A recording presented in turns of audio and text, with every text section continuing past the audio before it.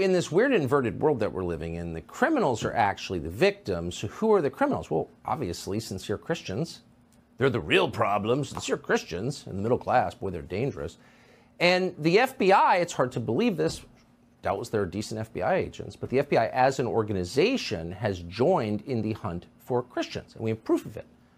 The FBI tried to manufacture crimes against sincere Catholics. The FBI's Richmond field office recently published an internal document promising to punish, quote, radical traditionalist Catholics and their ideology. Now, just to make something completely clear, the Bill of Rights prohibits the government from weighing in on sectarian or religious questions. They don't get to decide whether your religion is good or bad. They have to be agnostic on it. But the FBI has decided if you're too sincere about Catholicism, you're a criminal. The document cites obvious lies from the fascist and dishonest Southern Poverty Law Center several times.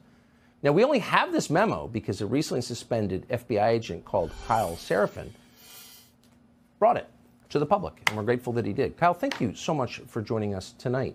It's hard to believe this is even real. This is one of those. What was your reaction when you saw this? Well, my reaction is predictable. I mean, I'm a Catholic, number one, and I think it's appalling. It's one of those things that when the government has gotten to the point where you talked about our Second Amendment rights, and those defend our First Amendment rights to practice our religion, particularly the way that we want to. I'm friends with people who love the Latin Mass. I grew up in a traditional school where I actually learned Latin in 5th and 6th grade and all the way through high school. And it doesn't seem reasonable, but it is the state of the FBI at this point that they are so desperate to find white supremacists that they're going to look at the Catholic Church.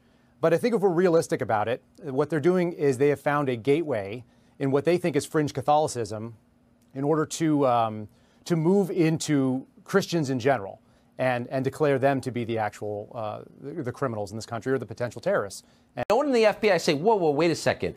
It's not our job to decide which is a better religion and criminalize people's religious belief. Did anyone in your world within the Bureau say that? Well, obviously, the whistleblower who brought it to me. So I'm in contact with a number of people who work in the FBI and have the same values that probably you and I do. And so, you know, they brought it to me. One of them brought it to me and said, this is a problem. And this person is not a Catholic.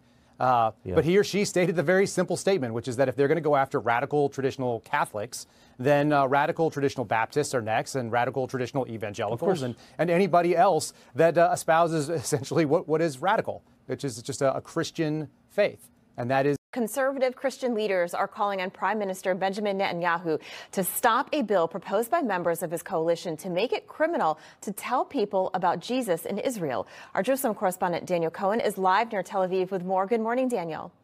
Good morning, Allison. Good morning, everyone. A big story just before days before Palm Sunday, Good Friday, and Easter.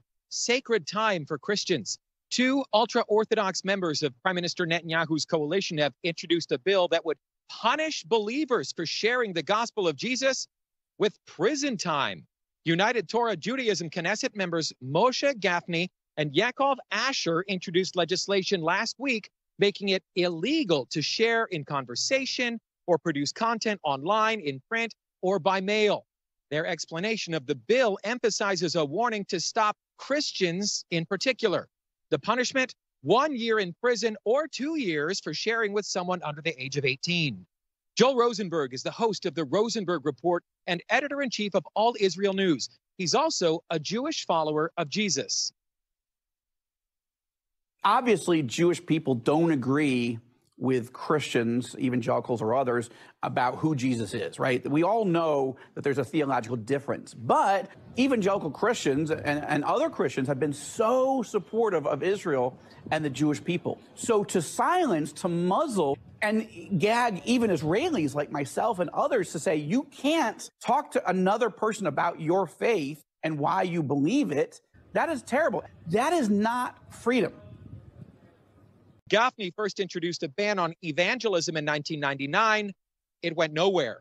United Torah Judaism is in a stronger negotiating position now, though, since Netanyahu needs to keep the party in his coalition, or it could threaten Netanyahu's ability to remain